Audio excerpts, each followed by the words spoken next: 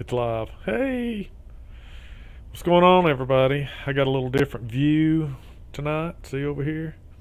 That's because you got to be able to see the hands. So, hopefully, you all will be able to see the hands.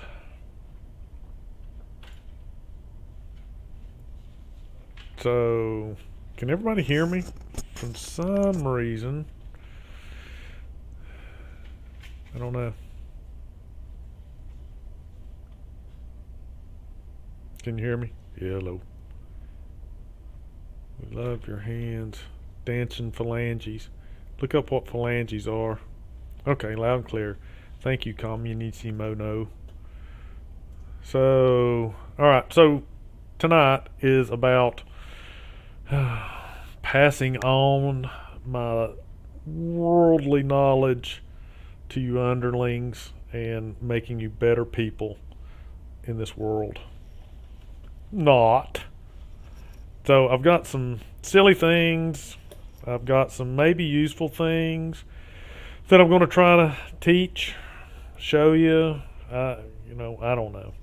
But I'm hoping some of it does include, well, shoot, all of it includes things you do with your hands, because it wouldn't be very entertaining for me to think of things and, you just look at me, my eyes all squinted up, trying to think of something. So anyway, I think we're going to start with the main thing first. Is that the way normal people do things? Start with the big thing and then wind. Oh, look, you can see my hands. Then wind it down to the small things. So, somebody's got to say something because my chat's not moving. I think I'm dead. So, the first thing, and this is what was in the last little image that I put out there, is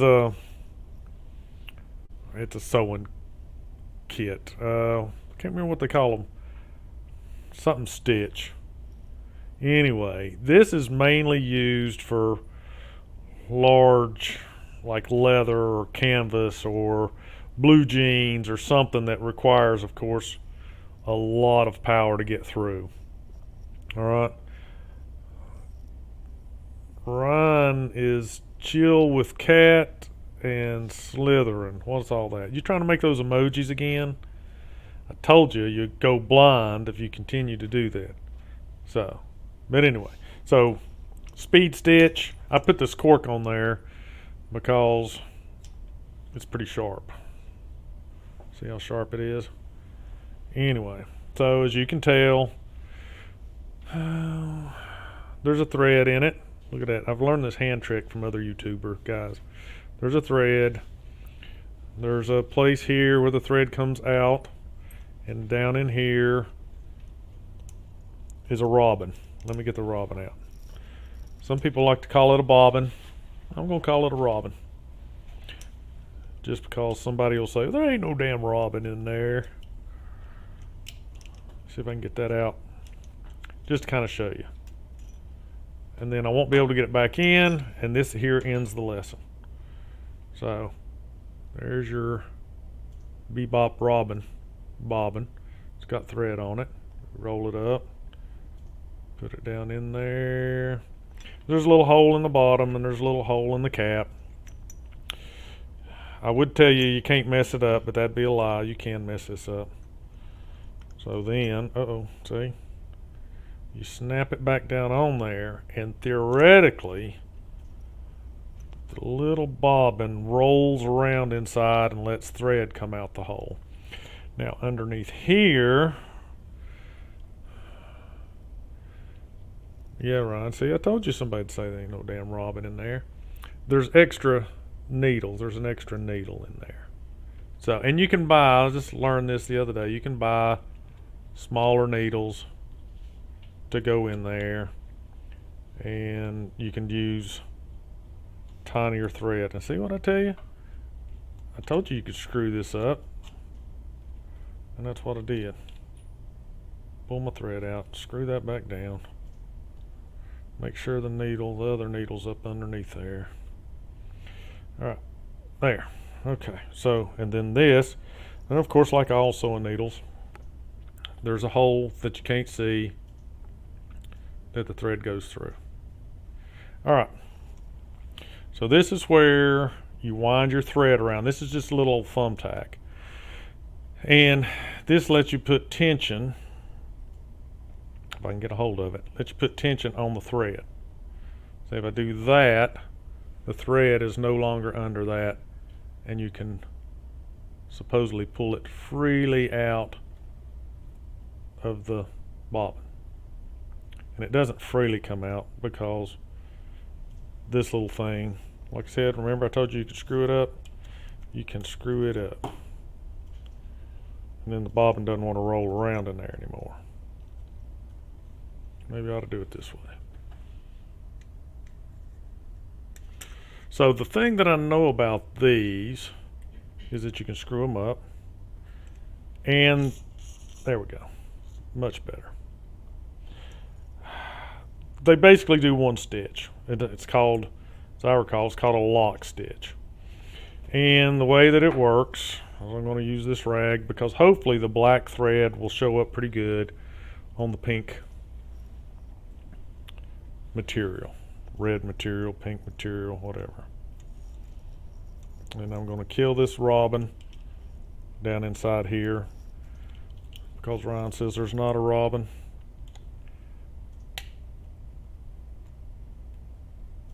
And so if you get one, can you hear it rattling around in there? Don't ever take the robin out. Okay.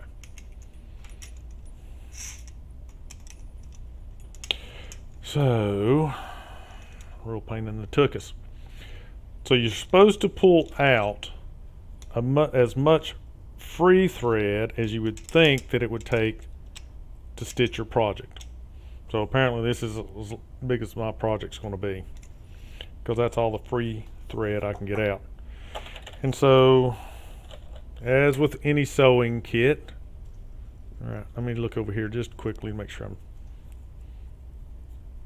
I'm having to look out of my peripherals. You have to have two things you're going to sew together, and I'm just going to sew the edge. All right. So you take it, try not to poke your fingers. This is one of the other reasons I pick nice material, is because it's easy. It's not like leather. So there's the thread, if you can see it. Let's try this. What? Yellow paper, look at that. All right, so see the thread. You pull the loose end all the way through, like magic. There it is, like magic. All right, so you've got the thread in the bobbin on one side and the loose thread that you're going to use on the other side. All right, so now as I hope you can see this. Where's a good, put it in front of my beard. Look at that. All right, so as you pull this back through,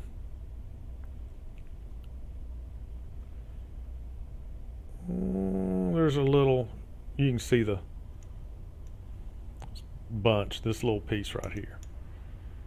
All right. So let's pull this back through. If I can get it lined up.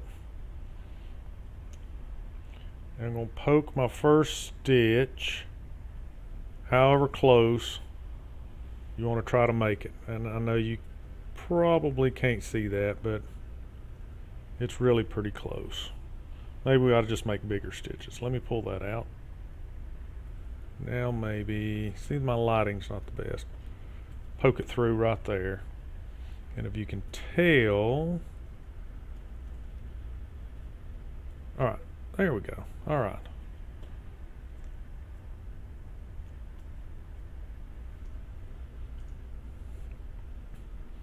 You can tell where I pulled the first stitch through, and now where the sewing awl, AWL, that's quick stitch is a sewing awl.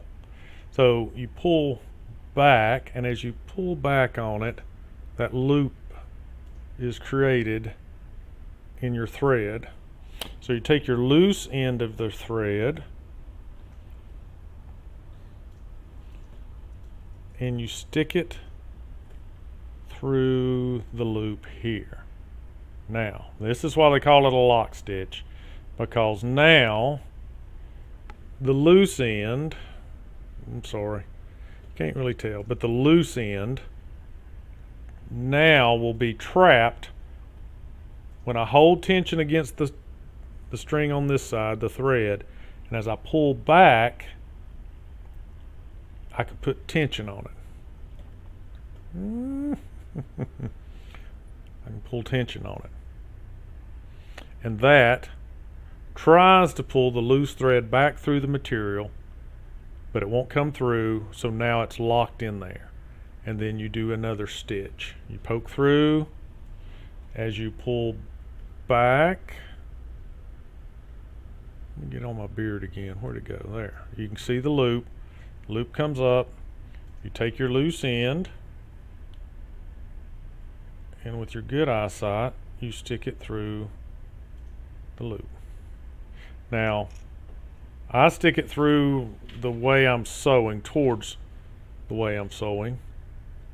And so, if I can see it, maybe you can see it. There. Pull it through, and you put your thumb or finger on the back, and you snug it up on the front, on the back. And then you just do another stitch. And as you pull it back, the loop comes up. See, right? I'm gonna make my loop. This rag is good for nothing. So it doesn't give you a lot of resistance. So the loop doesn't want to form too well. I don't even know if y'all can see that. You can see it better probably than me, because my computer, there we go, is black and the thread is black. So then you pull tension on it. So I don't know. Let's see if you can see the stitches, right? And then the back side, where I've been pulling it tight, kind of makes a knot on the back. All right, and then when you're done on the end, you can snip it off and tie a knot in it. And then of course, it will be sewn together. Of course now, it's loose because I haven't tied it off, but anyway, you get the general idea. You pull you a bunch of thread through on the first stitch, then every subsequent stitch after that, you take the loose end, put it through the loop, thread it through, hold your finger on the thread in the back, because that's what allows you to put tension on the thread against the bobbin, and then you lock it. And then you just continue on down whatever it is you're sewing, and it makes it. And you know what I didn't bring? I do have some. This is what, if you watch the Dungeons and Dragons episode, this is the Leatherman tool that I stabbed the armadillo with in Bigot's Dragon, or Bigot's Dragon, that was the armadillo's name. And it's got a pair of scissors on it. So what I can do, I'm going to snip this off here, maybe, and then I'm going to snip it off. Well, I'm just going to leave that extra long here on that side because I didn't use it all. Right.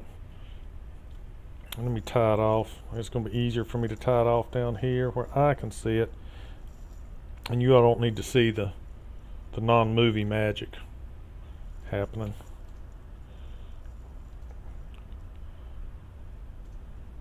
All right. Movie magic.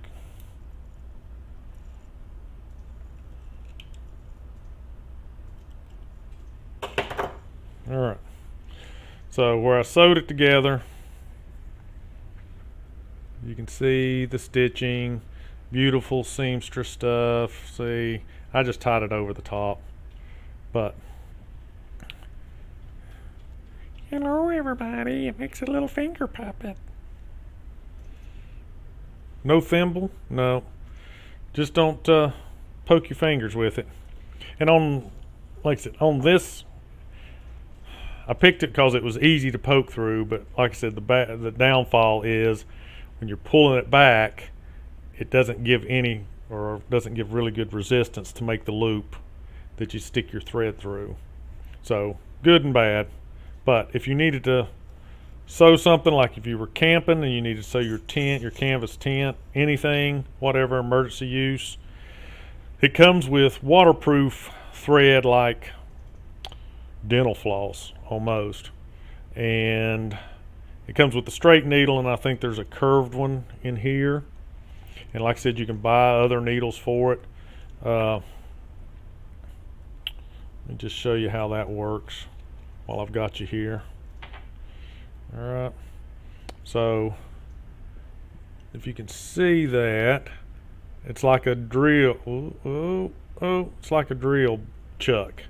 See, it's got like a little cut, plus signs in it, and then the needle is, see the hole in it? It's just nice, round, slides in there. This is threaded. The top part is threaded, and what you do, I don't know if you can see that or not. There's a slot cut in here, and I think, yes, there is. There's a slot cut in the needle right there. So the way I do it, I line them up. When I'm putting this together, line the two slots up, pull me some thread out, put the thread through the cap, maybe not, maybe I don't do it that way at all. Maybe what I do is I put it through the needle first.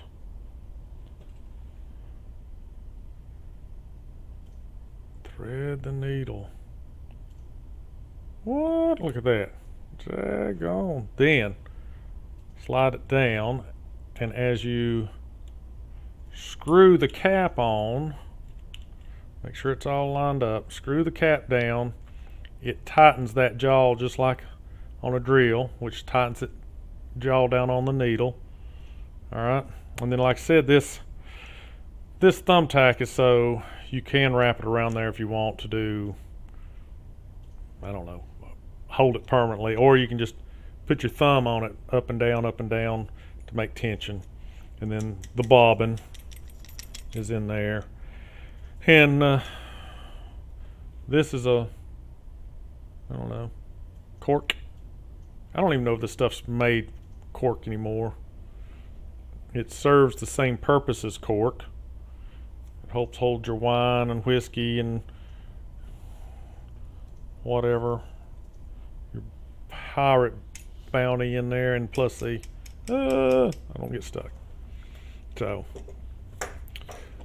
that is the quick stitch sewing machine thimble deal.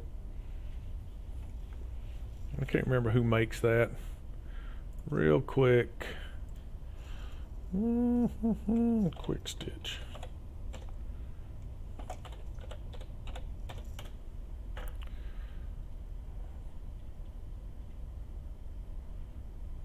Nope. Maybe it's not quick stitch. Let's look up sewing AWL. Speedy Stitch. Speedy Stitch. That's it. And as you can tell, it's not so damn speedy. Not when I'm doing it.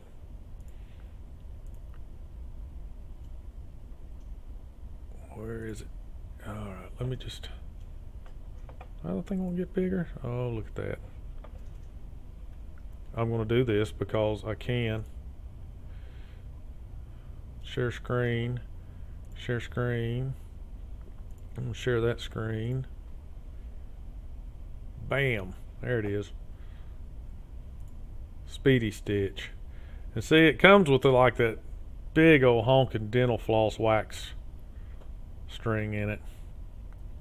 And they show it doing leather. I mean, you could, yeah, because it's, you know, pretty sturdy, but I mean, man, that'd be a tough road to go, shoving that thing through through some leather. Let's see what else. Okay, I probably should have just like told you to do your own research. Sews a lock stitch just like a machine. Yeah, right. Great tool for sewing or repairing. Yep, that's true. This dude looks like he's sewing a door right there, though. Look at that. Looks like he's sewing a door together. And more pictures. Ooh, sew a baseball with it. Not. That's a very artistic photo, isn't it? Gloves, yeah. And backpacking. So let's see. Walmart has them for $18.81. In the year of our Lord, 1881. All right. So that is Speedy Stitch, not Quick Stitch. Speedy Stitch. Whatever. So if you make finger puppets, ooh, you can make a hood for your finger. Look. Hello, everybody. Hello. Any questions on the Quick Speedy Stitch? Besides no thimble? Thank you, Robert. Hello, Robert. Who's floating around out there that I don't know is here? Did I miss somebody on the stream? Nope. Communissimo. Ryan, I saw Joe. Hey, there's Cleo. Hey, Cleo. He's in all. I have another one there, Cleo. Woohoo!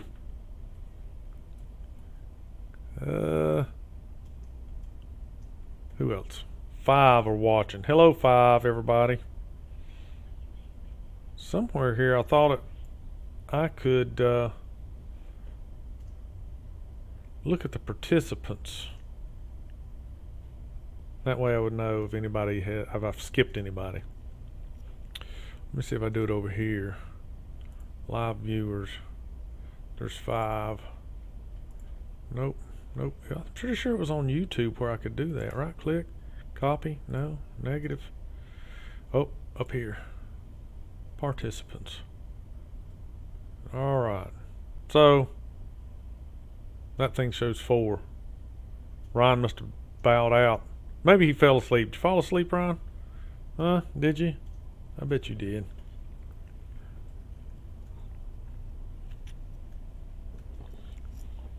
Alright, so yep. That was one thing. Now this other things I was going to show you. Maybe, I don't know, maybe y'all knew about the Speedy Stitch. Maybe you didn't. Maybe you know about tying knots. I know just a few knots. And so, let me see. I brought a device. Not really a device. I brought, my wife has come along and thwarted my efforts. All right. Let's see.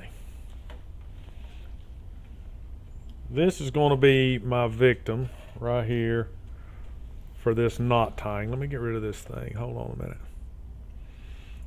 Get rid of that. I can't get rid of that. I'll just have to put it up here higher. Okay. Where's my string? There you are. All right, so I picked the yellow string. I hope maybe you can see the yellow string. So back in the day, oh look, as you can see yourself over here. See on that screen? Does that cause some kind of time warp continuum thing? You seeing yourself, seeing yourself, seeing yourself? Oh, Ryan's awake. Okay. So, back years and years ago, I used to do some rappelling. And, of course, when you do some rappelling, you got to use rope. Bigger rope than this. But you got to know how to tie it off on things so that when you're halfway down the 300-foot cliff, things don't go bad and you go the rest of the way really quick.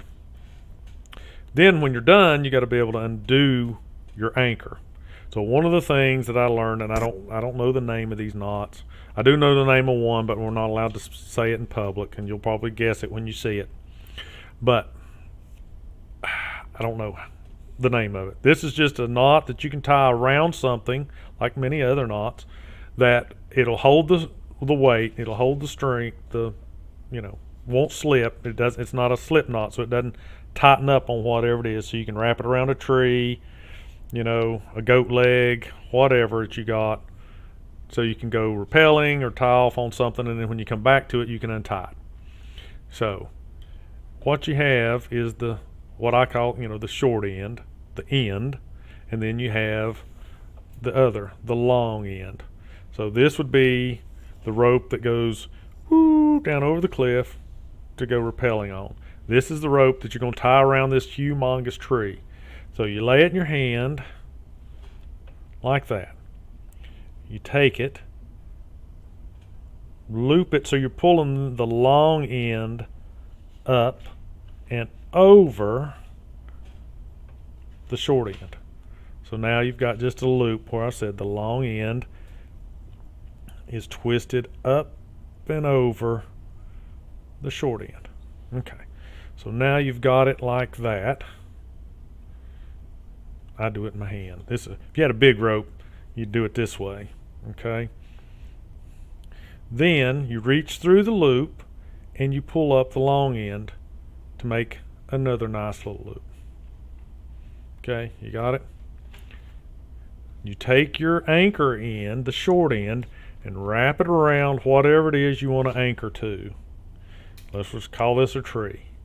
Then you thread it through the loop that you made by pulling it up through the hole. So you've got all kinds of loopage going on now. Look at all this stuff. Okay? So you got this going on.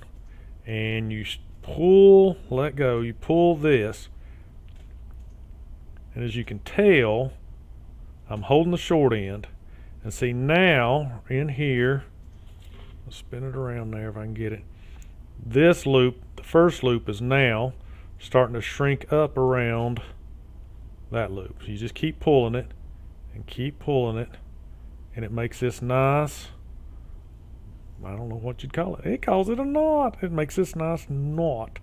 And so now you pull it tight, you lean against it, it's all nice, and then you take this end and you make, I think this is called a half hitch here, and this secures the end one more time. Okay, so now you've got this nice loop around your anchor tree. It will not it won't slide. So when you put your weight against it and you're rappelling down the cliff, the hill, the building, whatever it might be, that's holding. Now, you normally don't make it this loose, right? It would be snug up against the tree, but you could make it loose if you wanted to. So when you're done rappelling, okay, and you're finished for the day and you want to get your rope back because those damn things are expensive and you don't want to leave it out in the forest hanging off a cliff, you have to untie it. So take this. I know it's hard to see, but if you can see this little bottom piece right here, it's biting into the rope. It's what they call it, where it bites, where it grabs a hold. But you can just take it, and you can pull on this forever. You can put all kinds of weight on it. But this, when you bend your long end down and you pull down on that, break it loose, you can start seeing right here, there's a little area, and you just pull up your long end, and the whole thing just starts to unravel. And you just take the loops apart, unloosen it from your tree, and there you've got it. And I wished I could remember what they called that, but I have no idea what it's called. Not anymore. And I did have a silver key ring here. That was going to be my next prop. And my magic assistant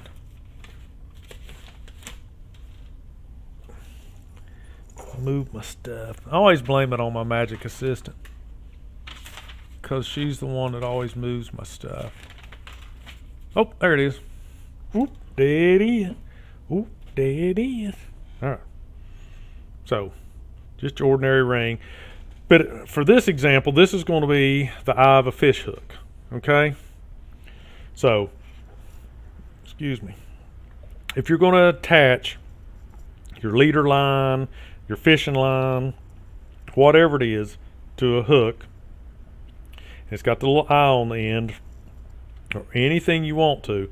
Now, this one might be a little nasty to get loose when you put a lot of weight against it, because, you know, when you're tying fishing knots and stuff, it's pretty much a one-shot deal. You know, if you're going to reuse it, usually you attach your line to a device that then clips into your bait or something like that. But anyway, or, you know, fishing line's cheap enough where you just snip the knot with a pair of scissors and you tie a new knot. Okay, but it's very simple, and there's nothing really to it. You slide it around, you pull some extra string through it like that, you turn the hook 4, 5, 6, 7 times, whatever you think you want to do. Then you take your loose end, okay, and see how it's all twisted up there like a little candy cane. Take the loose end and you just stick it back through the hole like that. But right here where the knot is, there's that hole. You stick it through and you hold it, and then you scoot this up. You just pull it up, and as you tighten it, it tightens down on the line. And with fishing line, it's a lot neater. It's a lot neater knot, because fishing line's not it's slick. It slides real easy, and when you do it this way, it just slides up, and it looks like a little coil spring on the end right here. This kind of bunches up because it doesn't slide well. It's got, you know, a lot of tension, or it's rough, so it doesn't slide real well. But that is a simple, easy knot that will not come loose, and, you know, you can cut this off or do whatever. If it's fishing line, you know, usually they try to snip it off just because they snip it off. But there it is. Now, like I said, I can't guarantee that this one would ever come loose. If you pulled a log with it, or if you went rappelling with it, I wouldn't recommend that. But, you know, if you had something to do, you just tied it in this knot, I don't know how easy it'd be to get loose. But the way I've done it, I just take that bottom loop and start working it loose, and then it kind of unravels, and you end up where you can get the end loose. You pull it out. All right, so now this next one is the one that I was talking about, that you'll recognize it. I'm not going to tell you what it is. All right, so you start out with your length of rope, you loop it over, and I was trying to think how I use this one as a keychain before. I think it's where you put it in now. If you were going to do a keychain, let's just say you were going to make you know, put keys on here, and you're going to use this as a keychain. Bring it over, all right. Get you a little bit long on this side, the loose side. Get it long. Then you fold it. I know my hands are in the way. You fold it back up like this. Okay, so see what you got? You've got this that loops through, it comes down, and then you're holding it at the top. Now what you do is you take this loose end, and you can adjust it however big you want it, but 4 or 5 loops is all you're going to need. So you take the loose end, here, and you start wrapping it. And you wrap it, and as you wrap it, you start coiling it down like a spring. Let's see. Let me slow down here so you can see. All right. You start wrapping it around, and you coil it down every wrap like it's a spring. Okay. I know it's hard to see. You'll see here in a minute. All right. So you keep going. Now you're getting where the end is very short. And see, I've still got this loop down here. Okay. So your last round, you take the end and you stick it through the bottom loop and hold on to it. Okay.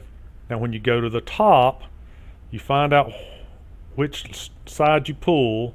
And see, now I'm pulling at the top, but it's pulling that bottom loop tighter and tighter and tighter. So then you keep pulling it. Now see if you can tell how that's locked on to the end, and you just pull it and you keep pulling and it keeps getting tighter, and depending on the rope you may actually pull this tip back inside the coils. Alright, but right now it's tight. This end is tight around these coils. This end is the slip. See how it slips up and down? So you can slip it on your key ring and you make you a key ring. Alright? So, and then if you want to undo it, you just find out which side the long side is, and you start to unwrap it. You just keep unwrapping it, and it keeps getting bigger and bigger. Of course, as a key ring, see, it never comes off, but there you go. You have it. If it wasn't a key ring, you could latch it onto things, and it would cinch up really tight, and it will hold really good. And then when you're done, see, it would cinch up tight, and then when you're done, you can just undo it, take it off, whatever it is. But problem with this one is like I said, it gets tight. Okay, just like that fisherman's knot. I wish I remember what the name of that one was. When you cinch it up, whatever you put here on this end, whether it's 100 pounds or 1,000 pounds, it's going to squeeze this part. So just keep that in mind. That first one I showed you doesn't do that. That first one, once you lock it into the size and you tie it the way it is, it doesn't get tighter at all in the loop. Okay, and that's why it's good for an anchor, because you can put it around a tree and it doesn't damage the tree. It holds its, shape, I guess you'd call it. But the other two that I've shown you are slip knots, and they'll continually get tighter and tighter and tighter the more you pull.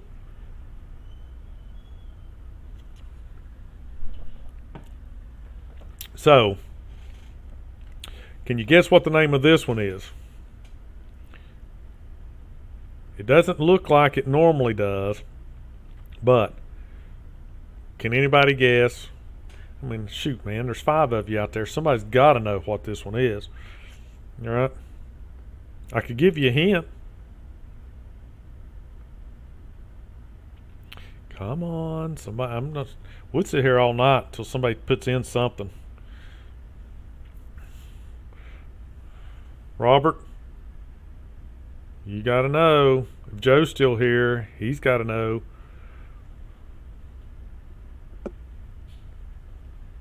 Come on, fellas. Come on, fellas. A Windsor knot is a tie knot. Maybe one of these days I'll get on here and teach you how to tie a tie. Well, Ryan, the hint that I was going to give was you used to play a game as a kid, and it was named after this. And there was a little dude, and would you put body parts on or take body parts off if you guessed the answers? Anyway, this one is a hangman's noose. And it doesn't look like much of a noose, because the ones that you see in the old westerns and stuff, they do a heck of a better job there's a lot more loops. They, take pains in making it like, 10 loops long. All right, so mine's like 3 or 4 loops long. It's just, I was a Cub Scout, Robert says. It's a hangman's knot. Exactly. What's wrong with being a Cub Scout? Just because they kicked him out of the brownies doesn't mean nothing. All right, so that's what that one is. That one is a hangman's noose. Now, if you use it a lot, it gets really tight. So in order to get it loose, sometimes you have to fight with it. But you just pull the loop out of the bottom here, and if you get enough, and it pulls it back through, you undo it and just unwind it, and you get it loose. Okay? And then you have your string back, and you can go out and rope cows with it. So we've been on here 41 minutes. You haven't had to look at my face, which is a plus for this kind of stuff. I'm hoping the camera angle was okay. This is the first time I've ever done anything like this. I was going to make, the guys at work know, I was going to make some origami-like things. But I probably could have started out with one of those instead of doing the speedy stitch or the quick stitch, whatever. But I thought that the speedy stitch would be an interesting thing, because if you do go camping, or if you have, I don't know, man, if you've got a boat cover, or I saw a dude when I was making sure I knew what I was talking about. The guy repaired a pair of shoes. You can stitch leather, heavy materials, that kind of stuff with it. So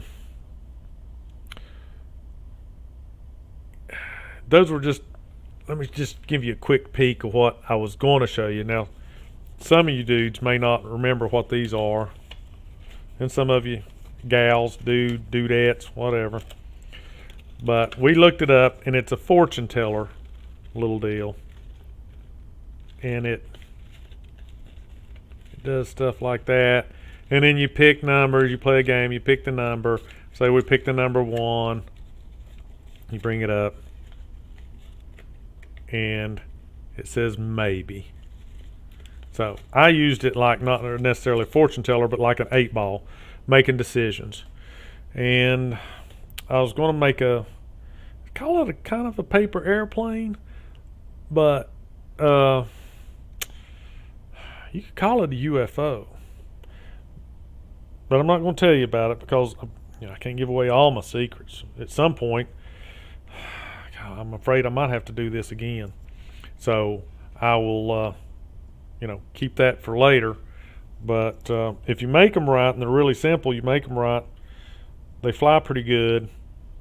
And maybe if I could ever find somebody that has some cojones that would come on here with me, maybe they would show you how to make a jet plane, or a really good plane, or maybe they would even show you how to do some kind of origami giraffe or something like that.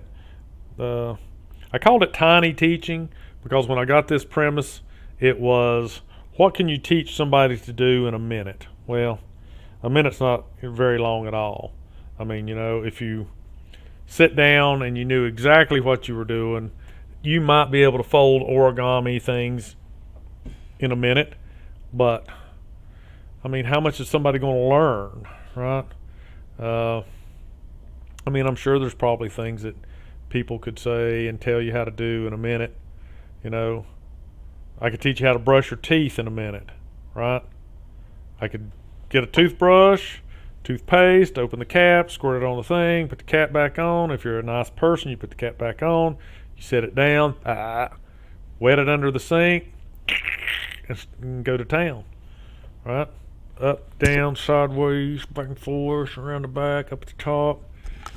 And so, you could do that.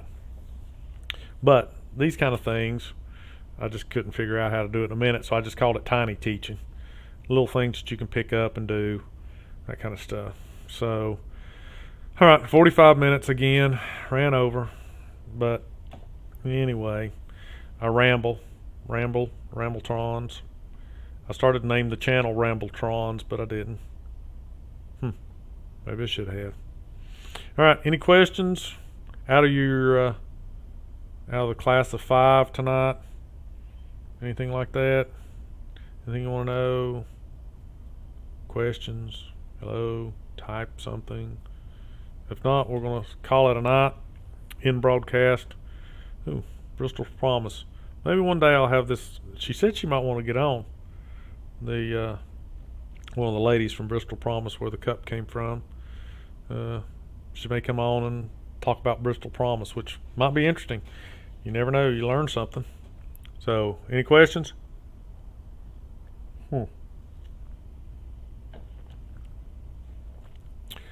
Ryan's such a good cheerleader. Thank you, Ryan. Move to the front of the class. You come up here and sit with the teacher. Come on. You come up here and sit with the teacher. All right, everybody. I guess that's another one bites the dust. Another one in the lineup.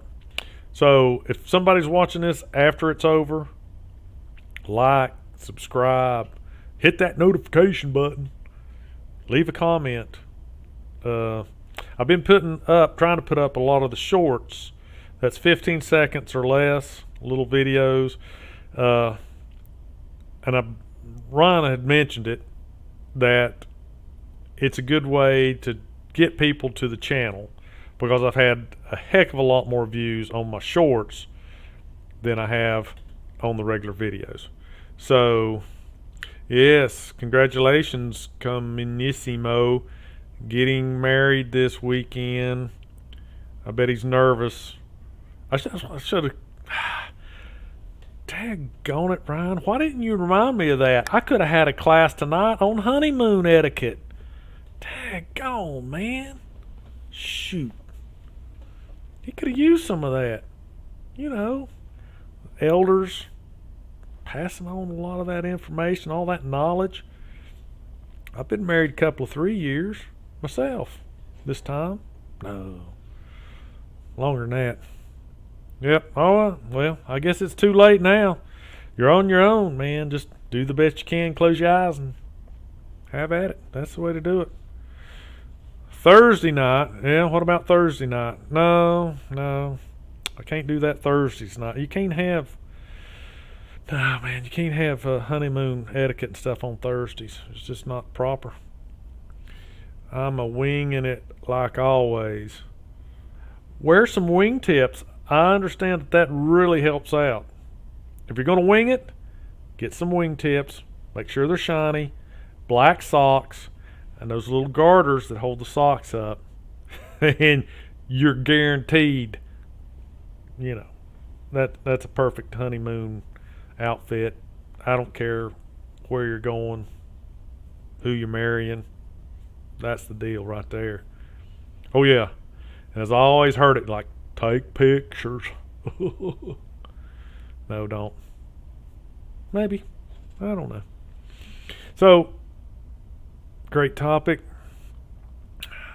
You guys are going to have to help me out. Somebody's going to have to get on. More people on, the merrier. So, all right, I'm cutting it off. Say goodnight, everybody. Make your phalanges dance. Good night, everybody. Bye-bye. I got to look at the button.